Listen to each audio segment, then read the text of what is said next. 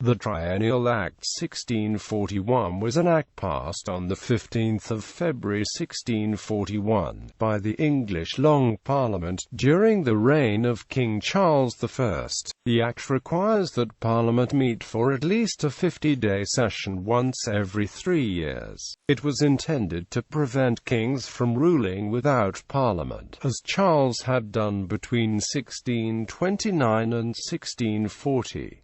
If the king failed to call Parliament, the Act required the Lord Chancellor to issue the writs, and failing that, the House of Lords could assemble and issue writs for the election of the House of Commons. Clause 11 was unusual because it explicitly stated that this bill would receive the royal assent before the end of the parliamentary session. At the time, bills did not customarily gain royal assent until after the end of the session. Thus, if Clause 11 were not present, the Act may not have come into force until the next Parliament. In 1664, it was repealed by the Triennial Parliaments Act 1664, though the new Act kept the requirement that a Parliament be called at least once in 3 years. There was no mechanism to enforce this requirement. Thus, Charles II was able to rule for the last 4 years of his reign without calling a parliament.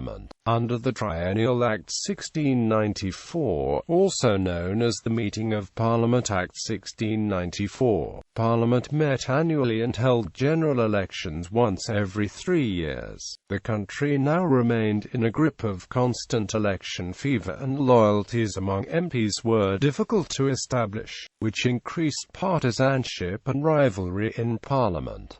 This state of political instability is often known as the Rage of Party. In 1716, the Septa Niall Act was passed, under which a parliament could remain in being for up to 7 years. This act ushered in a period of greater stability in British politics, with long-lasting parliaments and governments typical throughout much of the 18th century.